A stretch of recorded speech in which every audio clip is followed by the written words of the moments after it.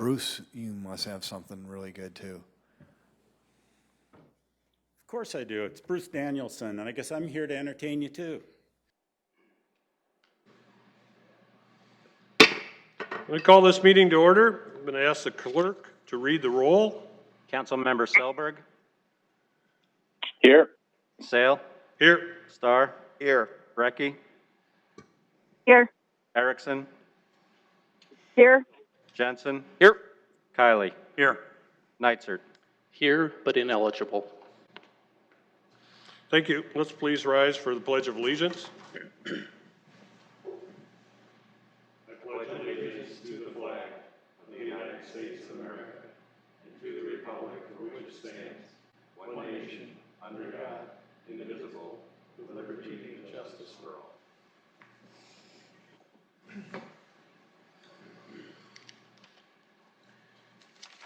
Now we'll move on to approval of the regular agenda. Is there a motion? Move to approve. Second, Jensen. It's been moved and approved for the regular agenda to be approved. Any discussion or debate? Seeing none, we'll have the clerk read the roll. Councilmember Selberg. Yes. Sale. Yes. Starr. Brecky. Yes. Erickson. Yes. Jensen. Yes. Kiley. Yes. Thank you. That is passed 7-0. Move on to hearings, a resolution. Item 4, a resolution adopting findings of fact, conclusions of law, and a final order by the eligible city council members resulting from the public hearing and decision rendered regarding the report of Board of Ethics. Thank you, Tom. Council Chair. Councilor Brecky. Is it appropriate for me to make a motion at this time, or do we have to have discussion first? We're gonna have the acting city attorney do a summary. We'll take public input, and then we'll take questions, and then you can make your motion. Okay, thank you. After a public hearing was held on September 10th, 2020 on ethics complaint 20B, this council adopted a resolution, a decision that the complaint should be dismissed. City Ordinance 35.058 F8 requires that within 20 days of its decision, the council is to prepare findings of facts, conclusions of law, and a final order and file them with the city clerk and have the city council member against whose complaint was filed. You have before you, for your consideration and action, a draft of the findings, conclusions, and order. I'm now going to turn it over to Attorney Feinberg for a few comments. Thank you. Before you is a draft of a resolution containing the findings of fact, conclusions of law, and a final order with respect to the ethics board complaint. These are required by ordinance to be adopted by the city council within 20 days of the public hearing, which was held on September 10th. Also what submitted were alternative findings. That's typically done in a litigation or a contested matter. Obviously, there's one side that's favorable to the decision reached by those, the majority. The alternative would be findings that the losing side or the minority would propose to be adopted that reflects their position on the issue. That's often done with the court. The court rejects the alternatives since it's reached its decision and then adopts the proposed findings which are contained in the resolution here. Obviously, if there's any adjustments, changes to what's drafted, those can be discussed. It was intended to make them fairly detailed so that there's a clean record of everything that took place before the council. Thank you. Is there anyone from the public who would like to speak on this item? You have up to 5 minutes. Scott Erisman, Sioux Falls. It surprises me that this was dismissed because if you read the findings of fact, which are very well written, you violated the ordinance. So it's kind of like, yeah, you violated the ordinance, but we're just going to dismiss it anyway because it's vague. Doesn't matter if it's vague. It's on the books. It's on the books. It's the ordinance that's standing right now. Don't care if it's going to be changed in a couple of months or 2 months from now. Let's read the ordinance. City Ordinance 35.053E provides that a city council member shall not directly or indirectly solicit any gift or accept any gift, whether in the form of money, services, loan, travel, entertainment, hospitality, thing, or promise, or in any form under circumstances in which it was reasonably inferred that the gift was intended to influence or could reasonably be expected to influence the officer in the performance of their official duties, or was intended as a reward of official action. It says right here in the findings of facts, Neitzert's trip was paid for by the community leaders of America. It says right here in the ordinance, can't do that. It says right here, the conference participants were limited to mayors and council members who are registered Republicans. Partisan event. Can't do that. Partisan event means he was influenced by partisan ideals. Don't care if there was a Republican, Democrat, whatever. Violation of the ordinance. Several other things in here that I worry about. We don't need to go down that route. The only thing we have in here that you guys base your dismissal on is that Greg says he wasn't influenced. His word. We weren't at the conference. We don't know what he learned. We don't know if he's come back here and used any of those policies and what he learned. He's never told us what he's learned, ever. He's never told the public, he's never told the city council. He's never done an oral or written report to anybody as to what he learned. So how do we know if he's used what he learned to make policy decisions at a partisan event? In your canons, this is a nonpartisan government. And even if he didn't use what he learned to make any policy, it's the inference or the appearance of going to the event. That is clear in the ordinance. It says it right there. It's a gift. He accepted a gift. I'm just baffled as how you could dismiss that. Now, if you don't want to reprimand him or give him any punishment, that's fine. I'm okay with that, because there needs to be some clarity here. But as it's written today, and by reading the findings of fact and what they said, he violated the ordinance. Plain and simple.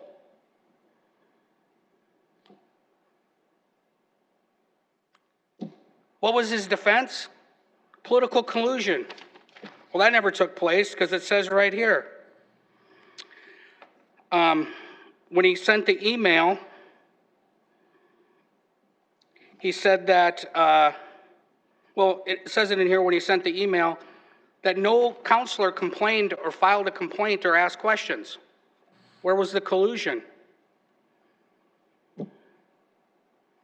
Never presented any evidence of collusion.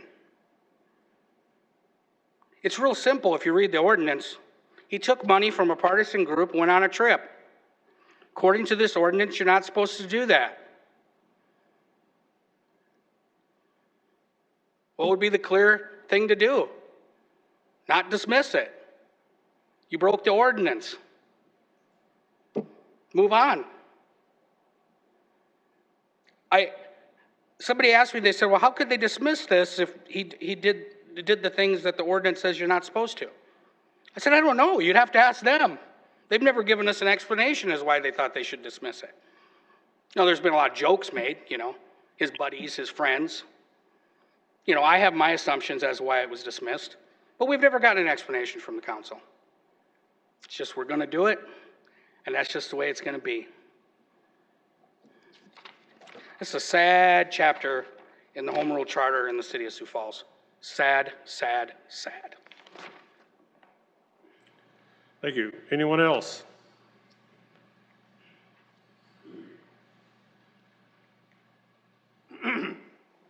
Robert Colby. Chutzpah. That's an interesting word. Yiddish, German. Chutzpah, how to define it. I remember that from many years ago. Someone said, well, it's like the guy that's up before the judge for sentencing because he killed both his parents, and he begs the judge to show him mercy because now he's an orphan. Chutzpah. Thank you. Anyone else?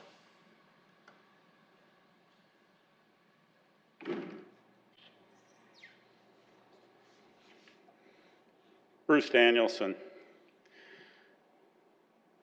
The process we just went through talks about once probable cause is found, the board can do an investigation. Right? Where's the investigation?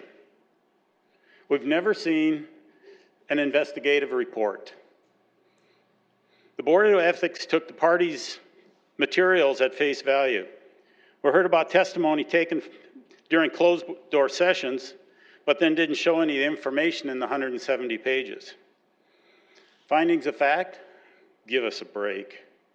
The attorney teams didn't do their jobs. The defense team decided to allow the client to give one of his famous 12-page diatribes of nothing. He said nothing in all of what he said except, oh well. We heard the classic Sergeant Schultz, I see nothing, I know nothing. It was as if they were afraid to actually admitting there was probable cause even though the board found it. I believe the board found probable cause. Just as Scott was saying, it was there. The defense team did not present a case. We heard about the world picking on the council member and how much this was going to cost him.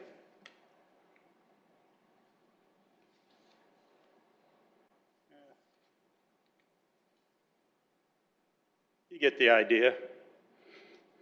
We cried crocodile tears for him. We citizens were taken advantage of by this sham process. Most of you council members did not do the jobs you were elected to do, accepting the premise the system was wrong, not the 25-year charter. Shame on all of you. This definitely was not a trial. There was no evidentiary rules or procedures that could stand up in any courtroom. It was said this was a quasi-judicial hearing, and then you did not conduct yourself to the standard. The Board of Ethics claimed there was ambiguity in the travel policy. It was so simple and clear, a second grader should understand it. There was a clear travel policy requiring permission beforehand, not during, not after. There was a clear policy precedent to seek approval if you as a member uses your position to attend a meeting. Blaming poor reading and comprehension skills is not an excuse. Each one of you took an oath agreeing this is a nonpartisan office each of you hold. Now you are using party machine politic tactics to overthrow our 25-year-old government. Attempting to help raise $117,000 for a seat on this dais is one thing several of you have implemented, laying the groundwork so you can violate your own oaths. And we now have to say, oh, it's okay. I remember a little building on our farm with far better reading material, like the Sears catalog to read and use. There was 170 pages of printed material with little having to do with this case. And that's what was presented to this hearing. Too bad we don't have that little building anymore to use the report and the supposed facts. So you're calling this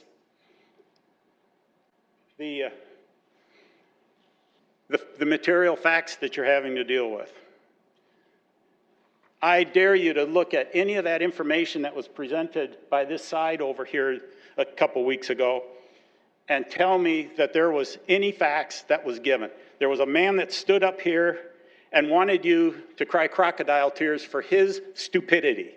He took a trip, he broke his oath, and now you're gonna say it's okay. So now every one of you and those on the phone all now can go to these meetings and you're going to be able to do your Democratic politics, your Republican politics, or whatever you want. You can go out and raise the hundreds of thousands of dollars that you think that this job is good for so that you can do the favors for those people that give it. I threw a picture up here at the beginning that was up online this week. That picture says it all. You're all going to be out on panhandling, just like you talked about last week at the meeting.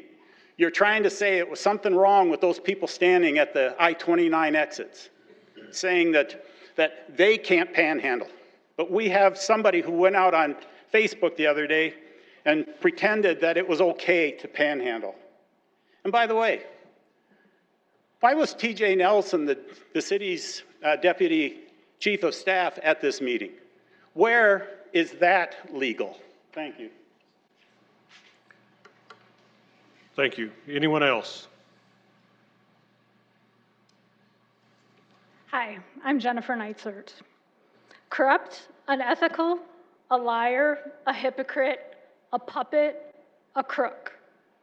These are all things my husband and City Councilor Greg Neitzert has been called in public or in writing in these last few months.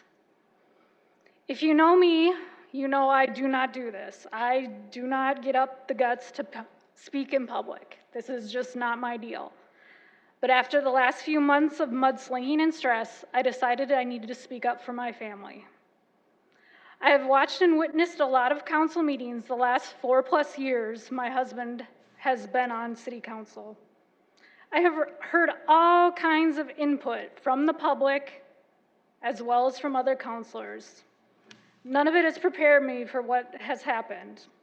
The last 6 months dealing with an ethics matter brought forward against my husband has been disheartening and downright angering. Unfortunately, the loudest voices get the most attention in life.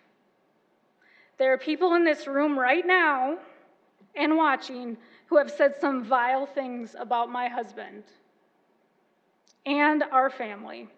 They have spread rumors about our finances, our marriage, my husband's full-time employment. Nothing has been deemed off limits by Facebook commenters, bloggers, and gossips. How is that okay? Why would anyone want to run for public office? I witnessed the behavior of some of those loud voices at the public ethics hearing on September 10th. That proved to me that the loudest will behave any way they choose, and they have no respect for city leaders or even other citizens. Openly laughing, making hand gestures, and even accosting councilors after the meeting. Yet these are the same people who demand to be respected by their city leaders and city employees. Nobody deserves the name-calling, stress, financial burden our family has been dealt.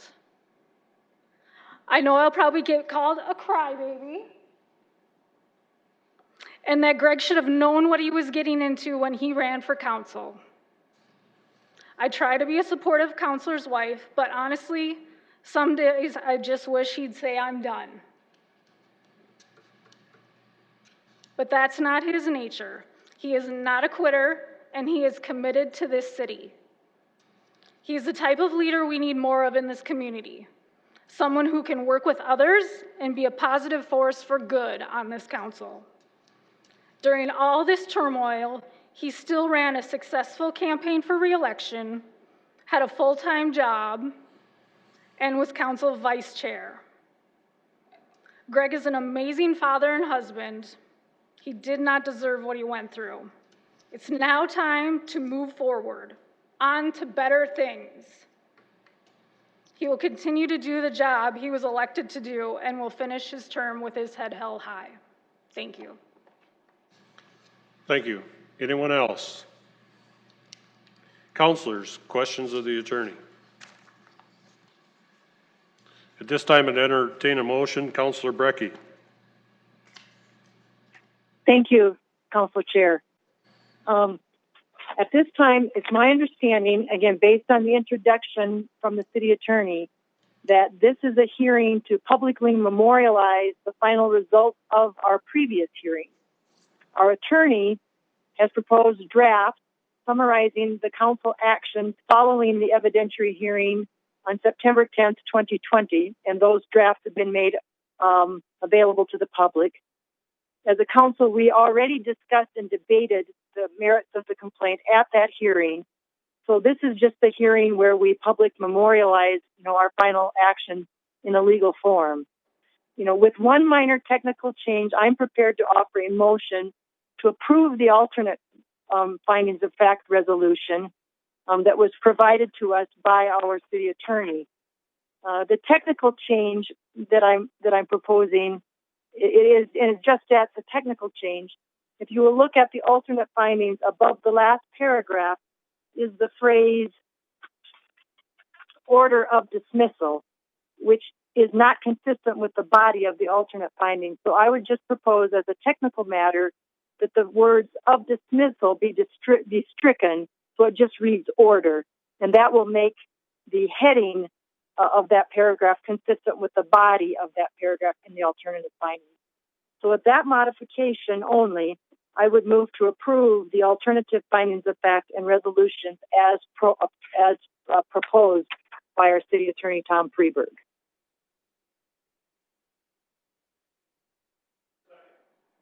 Is it? Second by Counselor Starr. Discussion?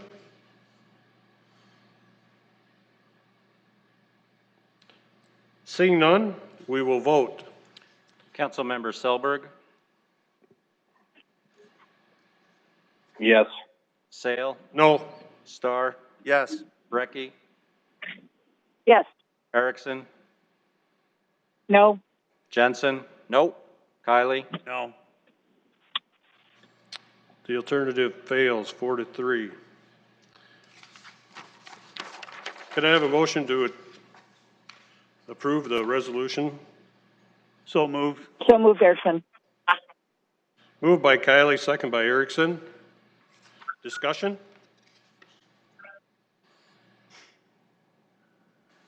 Seeing none, we'll vote on the resolution. Councilmember Selberg, Yes. Sale, Yes. Starr, Yes. Brecky, No. Erickson, Yes. Jensen, Yes. Kylie, Yes. Neitzert. Mr. Chair, I need to change my vote to no. Okay, before recorded, I'll do that change. So I have an affirmative vote 5-2. Am I correct in that, Tom? That's correct. Thank you. All right, that is the end of that. End of our business. Second Jensen. Moved and seconded. All in favor say yes. Yes. All opposed say no. We are adjourned.